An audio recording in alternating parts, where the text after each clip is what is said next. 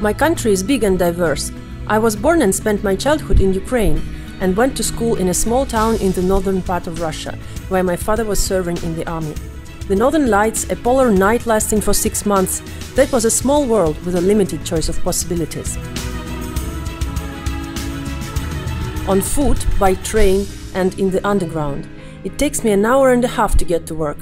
On my way, I'm constantly thinking why I'm here in Moscow, how I could leave Ukrainian Chernihiv and that small northern reality which even doesn't exist on the map.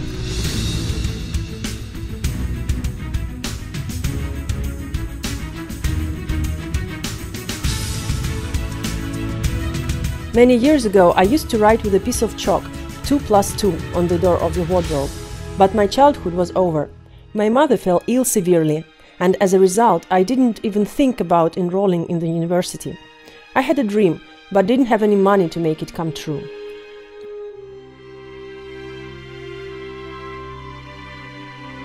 Anyway, at last I came to work at school. I became the supervisor of extracurricular activities, and at the same time I used every single moment for studies. And a year later, I became a student of the St. Petersburg Teacher Training University. Thanks to my high passing scores, I got a chance to study for free.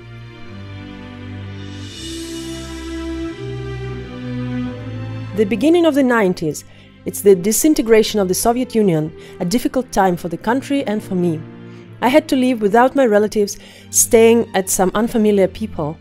From time to time I had enough money only for buying some bread, but I could not drop out my studies. It was me who was responsible for my choice. I came back home in a small northern city with a math teacher's diploma 5 years later. 40 lessons per week. There was a lack of teachers at school. I got classes that were usually called complicated. It was a common thing for boys and girls aged 13 to drink alcohol, smoke, take drugs, run away from home and fight. It was not easy. But it was much more difficult to become a partner in the team of my former teachers. They became the strict mentors for me as a novice teacher. Sometimes I felt exhausted, I wasn't strong enough. I came to the meeting hall where there was a piano and pondered and cried there playing the music of Beethoven.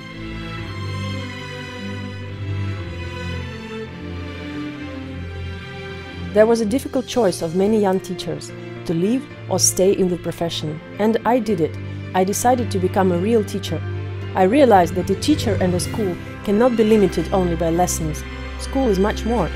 The teacher and the person who delivers lessons are different people. The second one shouldn't find any place at school. The teacher is the guide.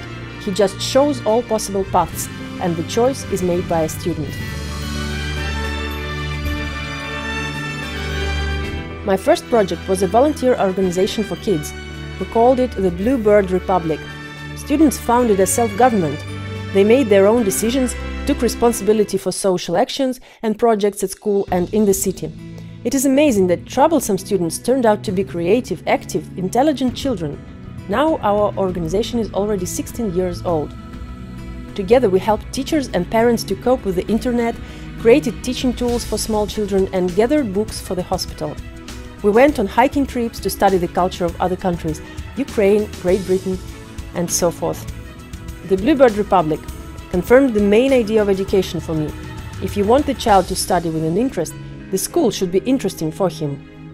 So the project learning became the basis of the mathematics lessons, and the lessons themselves came out of the classrooms. We don't solve equations. We make a house repair plan, a family budget. We study the coordinate plane on a chessboard, the geometry in the architecture of the city, the parabola along the trajectory of volleyballs. And even for designing and performing the dance, the prom is also mathematics. My motto is to develop and be developed. Lifelong studies, masters, postgraduate, scholarship at the University of the United States as a part of the program of teachers' exchanges. All my victories in national competitions, international Olympiads for postgraduate students, victory projects of a small northern school in the all-Russian grant programs. They are small steps to great success. The role of a tutor for teachers was added to the role of the teacher. I help those who are ready to change themselves, change attitudes towards the school and the status of the teacher. I decided that I would do my best so that our teachers and students can always have equal opportunities in education, so that every school and every teacher could implement their projects, so that the school would become the center of society, develop and be developed. So the idea of creating the program Equal Opportunities appeared. It was rather difficult to implement it in a small town. That is why I moved with my son to Moscow, where there was no house, no work, only the certainty that I would be useful here. It was my choice.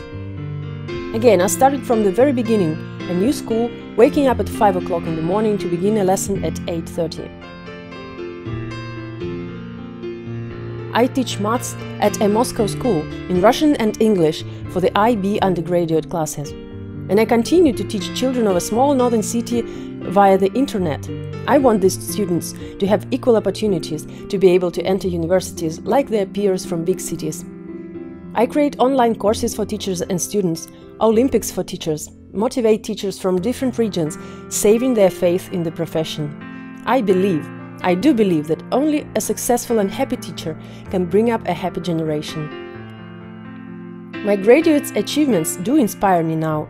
They study in the best universities of the country, they become the best specialists.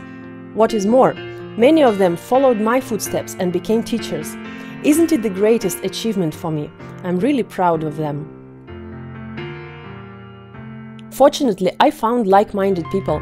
This is the Rybakov Foundation, and my idea of equal opportunities began to become a reality. I'm the author and leader of the all-Russian competition, the Territory of Educational Projects School, which was included in 100 of the world's best educational innovations in 2017, in the Finnish edition of 100. My dream is to develop and implement a system of international educational competitions and projects for pupils, parents and teachers, not only inside the classroom, school buildings, but also outside it, beyond borders and nationalities. Every evening I end up my work in a philanthropic foundation when it's already dark outside. But every morning on foot, by electric train and in the underground, it takes me an hour and a half to commute to school. The reason is that I enjoy being a teacher and I like helping other teachers. Because the school is something alive that catches the heart, makes it beat. When I come to the classroom to my students, I want to become a ray of light that illuminates their path to the future. A school is the whole world, and the teacher is much more than just teaching.